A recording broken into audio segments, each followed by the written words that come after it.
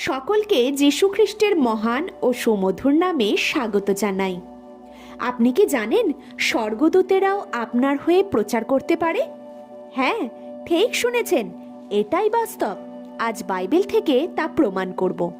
প্রেরিতের 10 অধ্যায়ে 1 থেকে 7 পদে আমরা দেখি, কর্নেলীয় নামে এক ব্যক্তির কাছে ঈশ্বর দূত পাঠালেন এবং সেই দূত বলল, জাফতে লোক পাঠিয়ে সিমন, যাকে পিতর বলে, ডেকে আনো।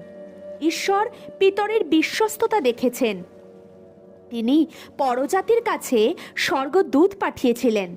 তাই আপনিও যদি ঈশ্বরের প্রতি বিশ্বস্ত থাকেন এবং তার আজ্ঞা সকল মেনে চলেন, ঈশ্বর আপনার বা আমার হয়ে আমাদের পরিবার, বন্ধু, প্রতিবেশী কিংবা আমাদের বিরোধীদের দর্শনের মাধ্যমে ঈশ্বর আপনার হয়ে কথা বলতে পারে।